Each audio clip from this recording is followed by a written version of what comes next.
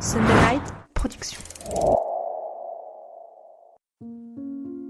Pour Boris, le sport n'était pas seulement une passion, c'était un véritable mode de vie. Toute sa vie, il l'a construit autour de son goût pour le dépassement de soi, jusqu'à ce qu'un drame vienne tout bouleverser. Un soir d'été, les médecins lui annoncent qu'il ne pourra probablement plus jamais courir. Mais refusant d'accepter cette réalité, Boris commence à chercher des solutions, jusqu'à là jamais encore envisagées.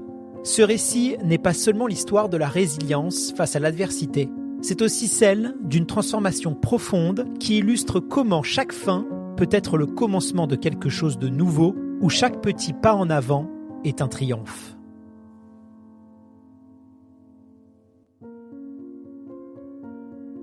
On est vendredi 9 août 2019, il fait super beau, on est en plein cœur de l'été et je me dirige vers ma box de CrossFit.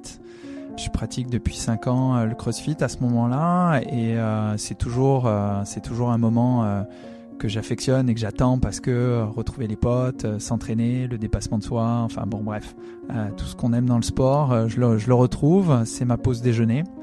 Le vendredi, c'est une séance spéciale, on s'entraîne à plusieurs, on fait des petites équipes et on se challenge un peu, donc c'est assez sympa.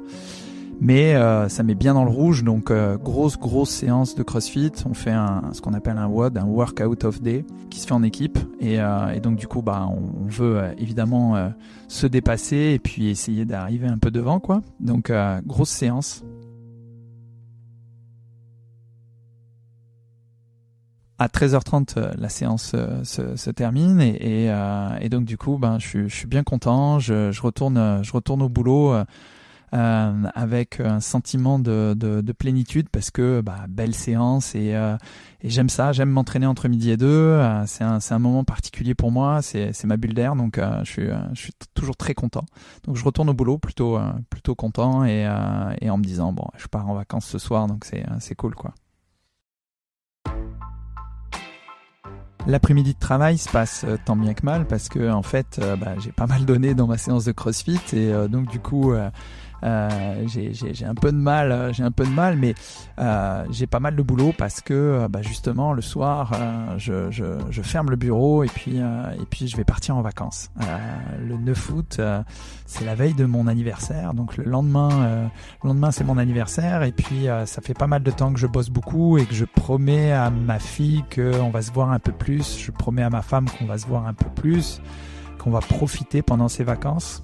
Pour l'anecdote, il y avait un truc assez drôle, c'est que je fais un peu de surf et ma fille prenait ma planche de surf et elle s'entraînait à faire un take-off, se lever sur la planche de surf dans le garage. Et je lui disais, t'inquiète pas, on va vivre ça ensemble, je t'apprendrai à surfer et on va passer des très très belles vacances.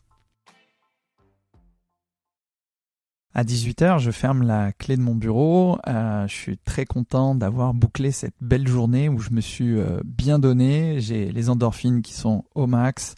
Je sais que je pars en vacances. J'ai bouclé tout mon boulot, donc je suis très content. Il fait très chaud, il fait beau. Mais malgré tout, je m'équipe. Je m'équipe pour monter sur ma moto parce que je fais toujours très attention d'être équipé. J'ai 30 km à faire. Évidemment, je connais bien ce parcours parce que je le fais tous les jours. Donc je pars, je roule et puis comme il fait chaud, je suis content de rouler parce qu'il fait un peu d'air frais. J'ai un peu de voie rapide à faire, donc ça me permet d'accélérer et puis de prendre un peu cet air frais qui me fait du bien. Et puis je pense un peu à me dire ça y est, je vais pouvoir relaxer, c'est les vacances, je vais pouvoir poser la moto. Et ma femme et ma fille m'attendent avec la voiture chargée, avec la planche de surf. Donc je roule et j'arrive à peu près 2 km de chez moi, donc vraiment pas loin. Il y a un camion qui roule pas très vite, qui est assez large. Je suis derrière le camion, c'est une ligne droite, une départementale. Et je jette un petit coup d'œil, je vois qu'il n'y a personne, je mets mon clignotant, je double. Malheureusement, un peu plus loin, il y a un monsieur qui est en 4x4 qui voit ce camion arriver lentement et qui se dit qu'il va s'engager pour prendre la route, mais en direction inverse du camion. Donc moi je suis en train de doubler, il me voit pas, je ne le vois pas, et d'un seul coup je me retrouve avec un 4x4 en face de moi, en pleine accélération, et comme je double, je suis aussi en accélération. et je peux rien faire. Je peux absolument rien faire. Je sais que le choc va être très violent. J'essaye de serrer le plus que possible le camion pour voir s'il y a une possibilité de passer entre le camion et le 4x4, mais ça n'arrive pas. Je percute très violemment l'aile avant. Et j'ai 1 seconde de perte de connaissance. Et je me retrouve en fait projeté et je pars dans tous les sens. Comme je disais, j'ai fait ma séance de CrossFit le midi et je sais qu'il faut absolument que je me gaine. Il faut absolument que j'arrive à me regrouper, à me gainer. Donc j'ai un réflexe, c'est de me dire il faut absolument que j'attrape mon casque et que je mette mes mains devant pour me protéger en fait. Et pour arrondir mon dos, j'ai une dorsale, je suis équipé, j'ai une dorsale et je mise tout sur ma dorsale en me disant pourvu que mon dos heurte pas quelque chose ou soit protégé en tout cas. Et je réussis à attraper mon casque, à me mettre un peu en boule et je suis projeté comme ça. Et en fait, je suis projeté sur plus de 60 mètres. Ma moto, elle est projetée à 75 mètres. Donc pour ceux qui font de l'athlé, vous savez la distance que ça peut représenter. Après 60 mètres de voltige, je percute le sol et puis je finis en glissade. Ce qui est dingue, c'est que j'avais l'impression d'être sur une patinoire alors que clairement je suis sur du goudron et ça glisse pas. Et là en fait je me dis je suis en vie, je suis encore là, mais je sais que le choc est beaucoup trop violent et donc forcément j'ai quelque chose de grave. Et je commence à me dire je vais bouger un tout petit peu la tête. Et évidemment quand on est motard on sait qu'il faut pas trop la bouger, mais juste histoire de voir que ça bouge. J'essaye de bouger ma colonne, je vois que ça bouge, je suis plutôt content, je regarde mes doigts et ça bouge, je vois mes gants qui sont arrachés et je suis brûlé. Mais tout ça bouge. Et puis je veux regarder un peu mes jambes et au moment où je veux regarder mon pied droit, je m'aperçois que j'ai plus de pied gauche. Ça a été sectionné dans le choc, très certainement. J'apprendrai plus tard qu'en fait ils ont retrouvé mon pied effectivement et ma botte de moto, mais qui m'a pas suivi. Et donc voilà, donc je suis au sol et j'ai une montée d'adrénaline incroyable. Je me dis même pas que je vais avoir mal. La première chose que j'ai, c'est de la colère. Pourquoi moi ? Pourquoi maintenant ? Je suis à 2 km de chez moi. Quelle injustice ! Quelle injustice ! Je suis sportif, qu'est-ce que je vais pouvoir faire ? Puis j'ai vraiment des mots de colère. Je gueule, voilà, c'est insupportable en fait. Je sais très bien qu'on me recollera pas le pied. C'est fini, c'est foutu. Je sais pas comment je vais me relever de ça. Et très rapidement, en fait, il y a un gars qui vient et qui glisse ses mains sous mon casque. C'est pour ceux qui font un peu de secourisme, ça s'appelle un soutien-tête. Et donc je comprends que le gars est secouriste. Et il me dit, je suis pompier, je rentre chez moi et j'ai appelé mes collègues et on va les attendre ensemble. Et puis je lui dis je suis amputé, il me dit oui je vois et je lui dis je vais tomber dans les pommes, je te donne toutes les infos que tu as besoin, je suis secouriste moi-même donc mais si j'ai des allergies, quand est-ce que j'ai mangé la dernière fois, mon poids, ma taille, mon groupe sanguin, je lui déroule tout de manière très froide, très mécanique en me disant c'est peut-être ça qui va me sauver et donc il faut que je sois très concentré sur ce que je vais lui raconter. Et je tombe pas dans les pommes. Et je reste lucide, j'attrape mon téléphone et j'entends mon téléphone sonner.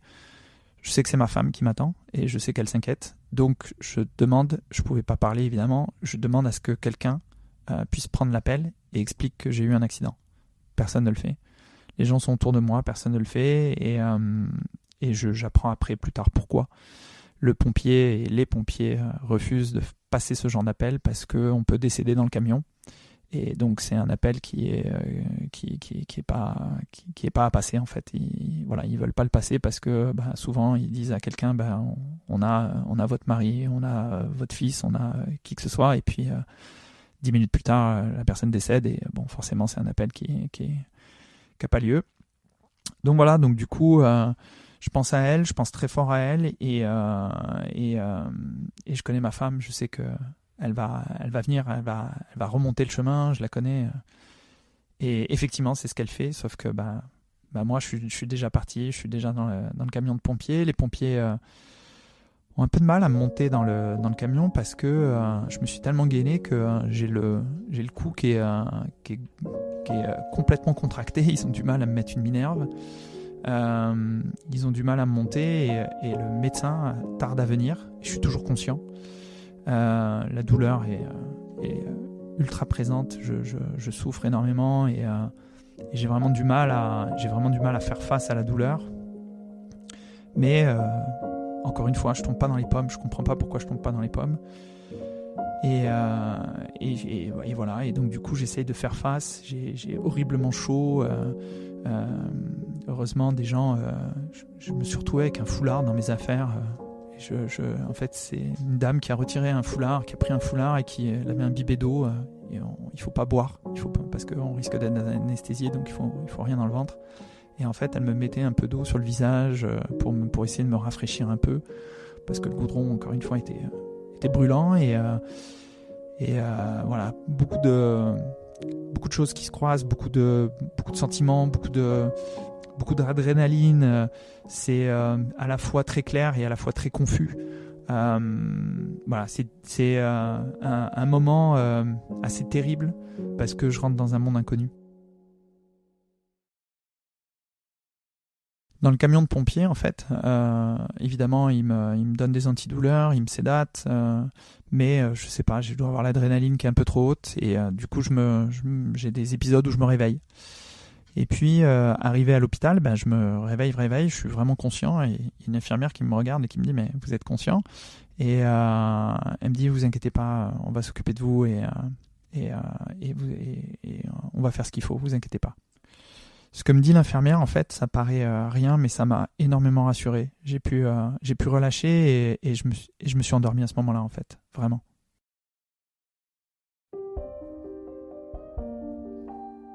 J'apprendrai plus tard, en fait, que ma femme arrive avec ma fille de 3 ans et on lui dit juste « votre mari respire ». C'est tout ce qu'on lui répondra. Et elle aura une vraie réponse qu'à 2h30 du matin. Donc entre 19h et 2h30 du matin, elle a imaginé le pire, évidemment, même me perdre. Donc elle a dû rentrer à la maison avec ma fille, rassurer ma fille, donner à manger à ma fille, coucher ma fille, et puis attendre de recevoir cet appel de l'hôpital. Et en fait, quand l'hôpital appelle, ils lui disent écoutez, on a une très mauvaise nouvelle à vous annoncer. Et là, elle s'imagine que je suis mort. Et ils lui disent votre mari est amputé. Et en fait, elle est rassurée. Ça peut paraître dingue, mais elle est rassurée. Et elle demande mais sinon, donc j'avais évidemment une petite hémorragie, des petites choses, etc. Mais ça avait rien de vital ça engageait pas ma vie. Donc j'étais là. Et je me réveille le lendemain matin dans la chambre d'hôpital. Et évidemment, mes premières pensées vont à Caro et Romy. Et je pense très fort à elle. Et je me dis, mais qu'est-ce que je vais pouvoir leur raconter pour les rassurer ? Et j'ai pas eu le temps de trop réfléchir. Caro rentre dans la chambre d'hôpital et me dit, t'es là. Et ça, c'est des mots qui me résonneront toujours dans ma tête parce que elle avait résumé en très peu la situation. Ouais, j'avais perdu mon pied dans la bataille, mais j'étais là. J'étais vivant. Et finalement, c'était le plus important. Et puis, on a un échange, évidemment. Moi, je suis perfusé, on peut pas s'approcher de moi, évidemment. Mais on a un petit échange. Et finalement, ma fille finit par rentrer dans la chambre. Elle me dit, papa, t'as perdu un pied, on va t'en trouver un autre, et je vais te dessiner dessus. À partir de là, je me suis dit, ok, j'ai 2 femmes formidables, je le savais. Mais il va falloir que je fasse face. Et il va falloir que je redémarre ma vie et de la plus belle manière parce qu'elle mérite 1000 fois que je sois là, que je sois présent, que je sois papa, que je sois un mari, etc. Et je sais pas comment encore, mais je vais remonter.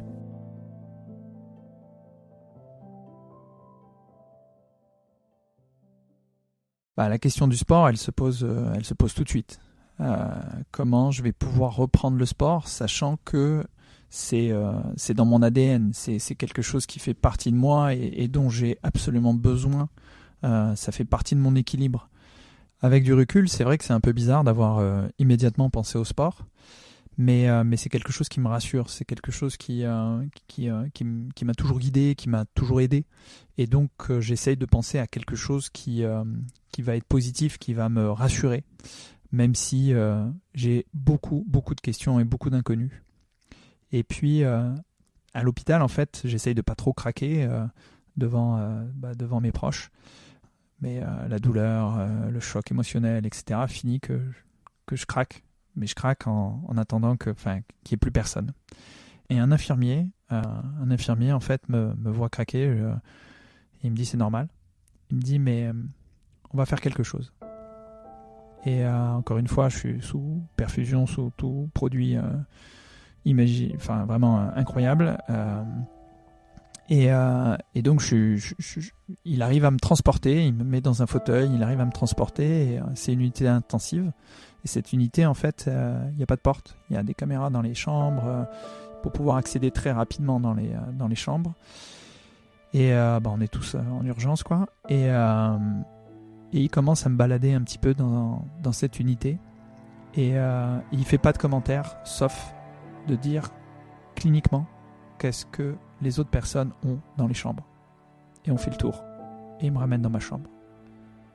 Et vraiment là, j'ai pris conscience que, ok, il me manquait un pied, mais encore une fois, j'étais là. Je suis là, je suis vivant. Il doit y avoir des solutions. Et une des choses qui va me porter, c'est la rééducation, c'est le sport, c'est passer par quelque chose que je connais.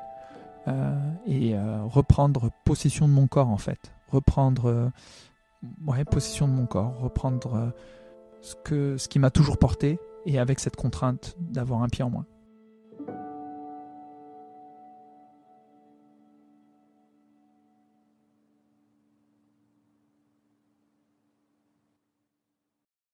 Alors la rééducation se passe pas mal. Je me souviendrai toujours que le 2 octobre 2019, j'ai marché pour la première fois. Donc ça, c'est une date qui restera marquée à vie. Je suis de nouveau debout. La rééducation se passe, sauf qu'on arrive très vite à mars 2020. Et mars 2020, c'est le Covid. Et donc, je suis renvoyé chez moi parce que je suis pas en urgence, je suis plus en urgence. Donc, je suis renvoyé chez moi avec un maximum d'inconnus. Il faut savoir que je me suis fait réopérer quelques jours avant. Et donc je rentre chez moi avec des pansements, des sutures, un fauteuil roulant, des béquilles, une prothèse provisoire. Et tout s'arrête en fait, le monde s'arrête. Et je me retrouve tout seul, en fait, à la maison, avec à faire mes soins, à apprendre à faire mes soins. Au tout début, les infirmières étaient débordées, donc elles venaient pas forcément me voir. J'ai dû réapprendre un peu les choses par moi-même. Et on n'avait pas le droit de sortir. Sauf que moi, je savais que pour ma rééducation, pour finir ma rééducation, il fallait que je sorte. Il fallait que je marche, il fallait que je bouge. Et derrière chez moi, j'habite à la campagne, il y a une forêt. Et donc, le meilleur moyen que je trouvais, c'était de m'éclipser dans la forêt pour aller marcher. Et j'ai commencé par courir 50 mètres par kilomètre. Et quand je dis courir, c'est plus trottiner. Je me suis rappelé ma fille, comment elle avait appris à marcher. Et je me suis dit, je vais réapprendre à marcher comme ma fille a appris à marcher, et je vais trottiner un petit peu. Je vais trottiner. Et en fait, je découvre le trail en fait, parce que dans la forêt en fait, il y a du dénivelé, c'est une piste de VTT, donc c'est un peu technique, et je prends ça comme un jeu. Et très rapidement, en fait, je me souviens de mon enfance. J'ai grandi à la campagne, et ça a été une Madeleine de Proust. Les odeurs, retrouver ça, sachant que ça faisait pas si longtemps qu'on habitait là, et donc du coup, on avait pris le parti de venir habiter à la campagne, et je redécouvrais tout ça. Et ça a été dingue, parce que ça a été un sentiment de liberté, une force incroyable. Ça m'a donné une force incroyable. Et par moi-même, en fait, j'ai commencé à courir. Et à courir en nature, c'est du trail.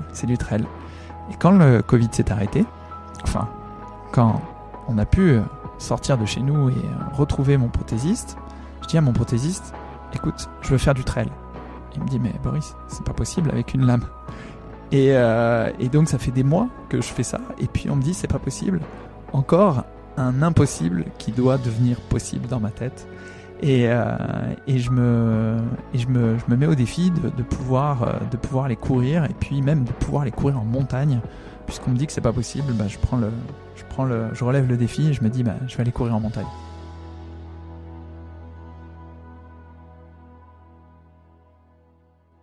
En fait, rien n'est fait pour courir en sentier ou pour courir dans le trail parce que en fait les lames de course sont prévues pour l'athlétisme.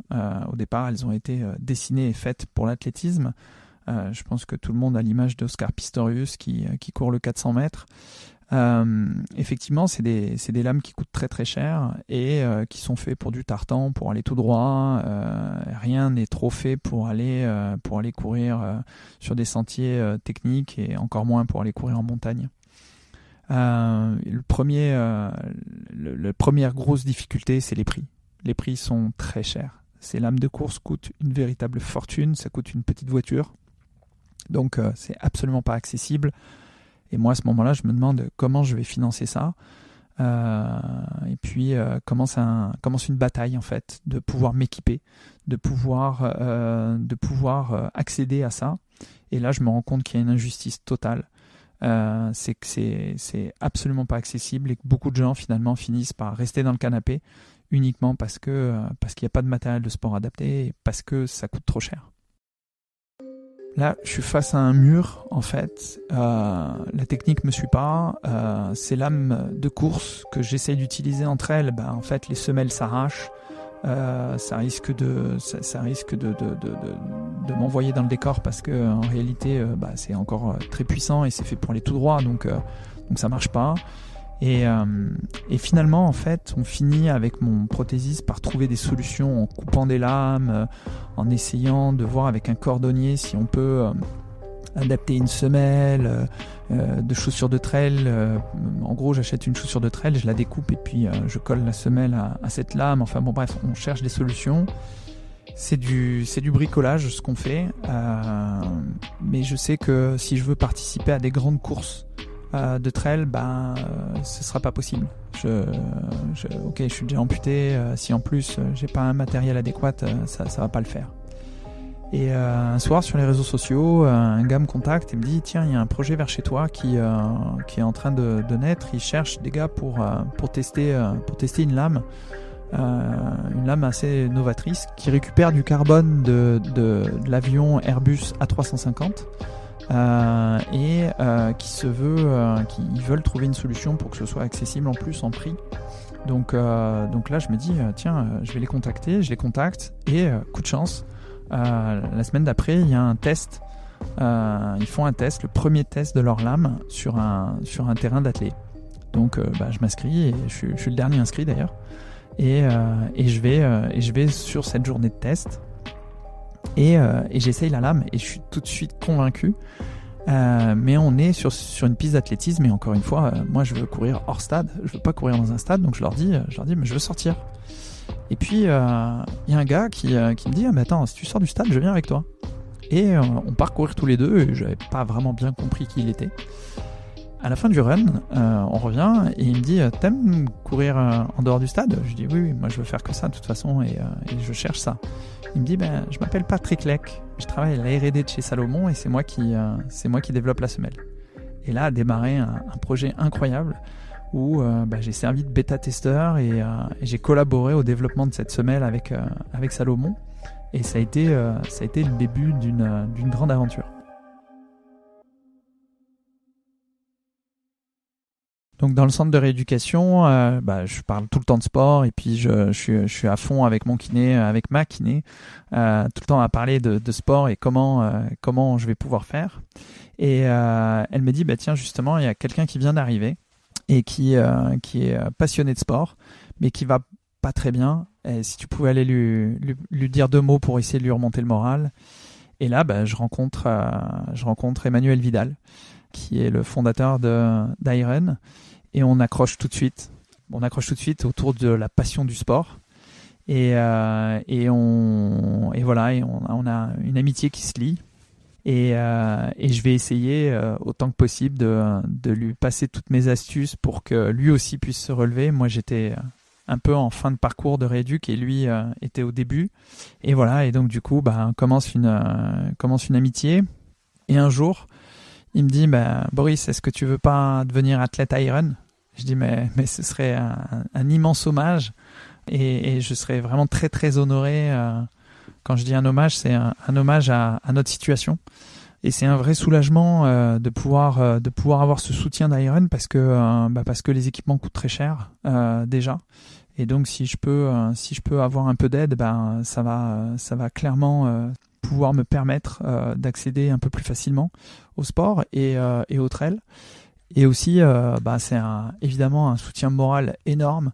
Et ça m'a convaincu qu'il fallait que j'aille dans ce domaine-là et que je me donne à 100%.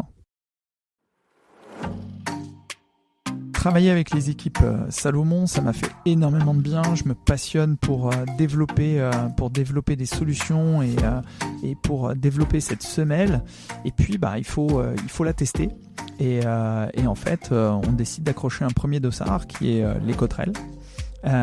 Donc c'est assez accessible, mais pour un premier test, il fallait pas quelque chose de trop technique. Personne ne savait si vraiment ça allait aller au bout, sachant en plus que j'avais déjà bousillé pas mal de semelles, donc il fallait pouvoir aller au bout d'un trail. Et donc mon premier dossard trail, ça a été l'Ecotrail, le 18 km, et ça s'est super bien passé, ça a été incroyable. J'ai juste eu un passage sur des pavés humides qui a été un peu compliqué et j'ai pris l'épaule d'un mec et je lui ai dit viens on trace et voilà, donc je me suis servi d'un gars pour pouvoir descendre sur les pavés humides, mais ça a été une première victoire et cette ligne d'arrivée a représenté énormément parce que c'était possible, parce que je pouvais y arriver, parce que je pouvais le faire et là on ouvrait quelque chose d'incroyable et pour moi ça a été une immense joie. J'ai pensé à tous ces mois à l'hôpital, en centre de rééducation, à tout ce que j'avais traversé et là en fait ça se concrétisait réellement. On était dans l'action, on était dans le sport, dans ce que j'aime. J'ai fini un peu dans le rouge. J'étais, je me souviens, assez essoufflé, mais quel bonheur.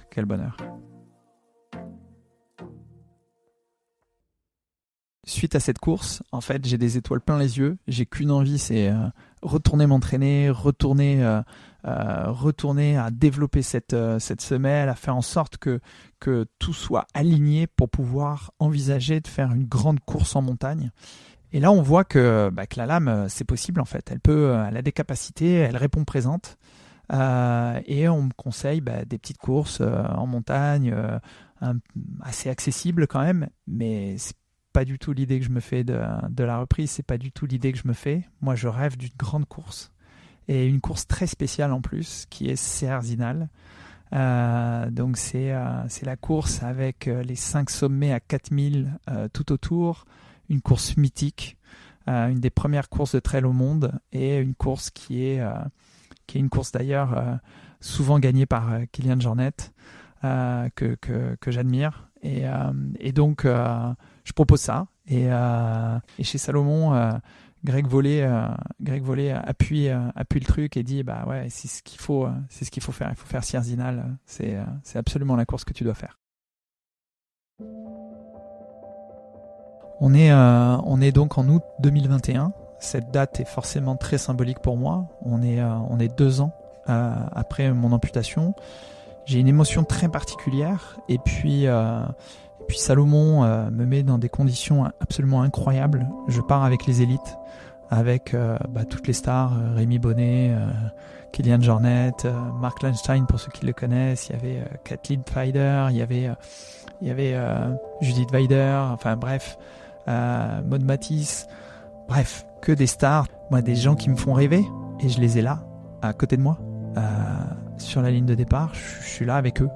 C'est hors norme, c'est même moi qui imagine grand et qui rêve en grand, ça je l'aurais pas imaginé, je l'aurais pas rêvé. J'ai une émotion incroyable, j'ai plein de choses qui me traversent, mais je dois me concentrer. je dois me concentrer pour cette course parce que c'est la première fois que je vais courir une distance aussi longue. C'est la première fois que cette lame va partir en trail montagne dans une course.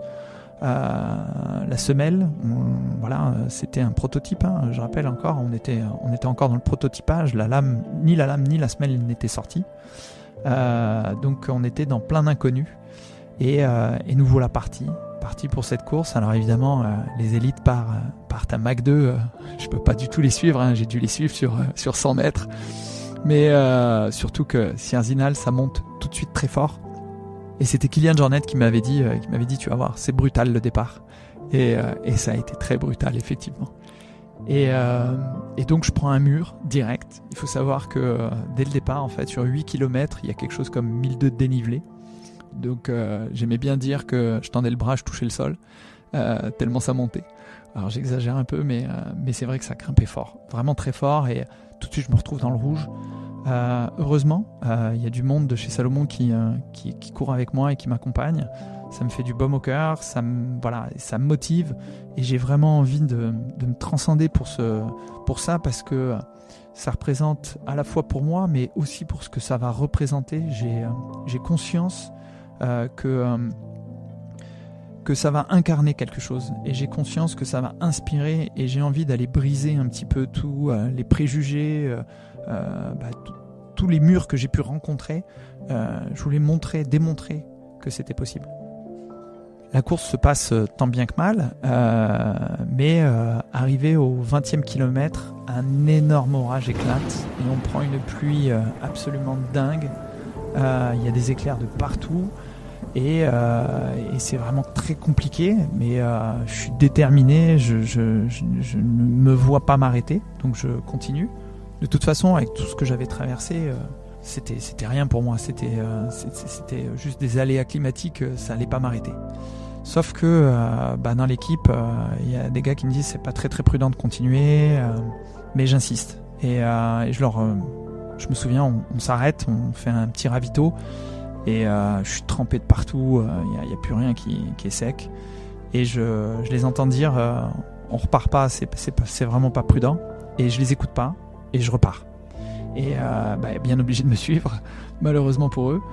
Et finalement, en fait, on arrivera à un point où y a la sécurité de la course qui nous arrête et qui nous dit c'est fini. Ça a été quelque chose d'effroyable pour moi. Ça pouvait pas s'arrêter. C'était pas possible que ça s'arrête là. Et pourtant, il fallait respecter la course, respecter aussi les secouristes, leur métier. C'est à eux de veiller sur nous et il faut les écouter. Et j'ai eu beaucoup de mal, mais j'ai dû m'arrêter là.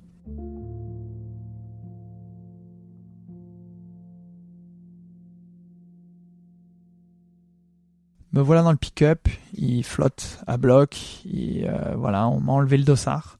Je suis profondément triste. Pour moi, c'est un échec parce que pour moi, il faut aller au bout des choses. On ne peut pas ne pas aller au bout des choses. Et là, j'avais pas pu aller atteindre cette ligne d'arrivée. Et on rentre et au retour, je me retrouve avec tous les athlètes qui me félicitent malgré tout. Mais moi, au fond de moi, je suis pas satisfait et je suis pas content de ça. Et finalement, je croise Greg Vollet qui me dit, mais tu sais, avec le Covid, la course, elle est ouverte encore pendant 1 mois. Tu peux revenir courir et tu pourras peut-être terminer cette course. Et ça m'a trotté longtemps. Et en rentrant chez moi, j'ai posé la question à ma femme et à ma fille. Puis elle voyait bien que dans mes yeux, c'était pas possible, je pouvais pas rester sur cet échec. Et elles m'ont dit, fonce, vas-y, réinscris-toi et finis là.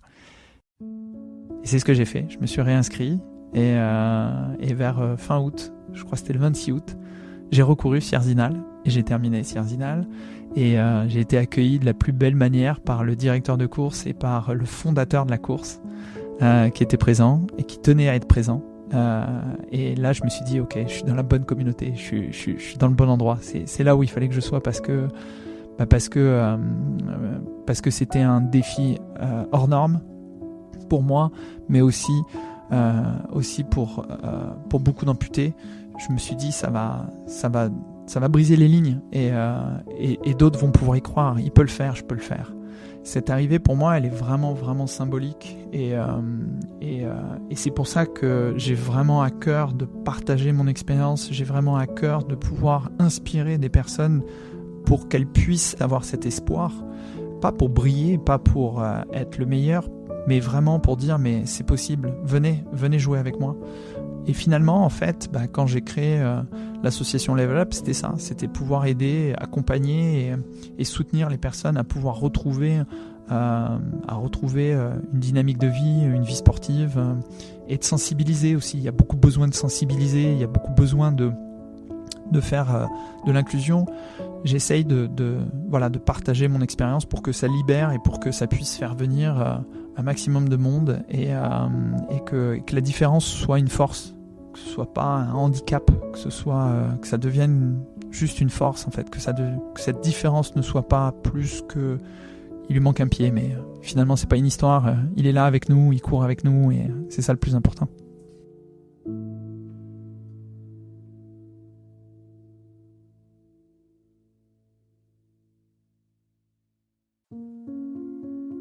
Ce que je retiens de toute cette histoire, c'est que la vie peut être injuste. On peut avoir un accident et puis ça peut être tragique et ça peut être dur à vivre. Mais quand une porte se ferme, une autre s'ouvre et il faut faire confiance à la vie en fait. Il faut faire confiance dans le fait que demain sera beau. Ok, on peut être malmené, ballotté, avoir des choses qui peuvent paraître injustes, mais toutes ces choses qu'on doit surmonter nous façonnent et nous construisent. Et c'est en traversant ces moments-là qu'on grandit aussi et qu'on en apprend un peu plus sur soi. Et aujourd'hui, en fait, j'ai le sentiment que je me connais mieux et que je me suis enrichi. Et ça a donné du sens, en fait. Ça a donné du sens dans ma vie. Ça m'a permis de me concentrer sur l'essentiel. Si ce récit vous a plu, n'hésitez pas à adresser un petit mot de soutien à notre invité sur nos réseaux sociaux. Vous y trouverez une publication qui lui est entièrement dédiée. Si vous aussi, vous avez envie de raconter votre histoire, un événement de votre vie de coureur ou de coureuse qui a eu un impact considérable sur vous, vous a fait voir les choses différemment, écrivez-nous à l'adresse suivante, le-récit@dltdc.fr. À bientôt.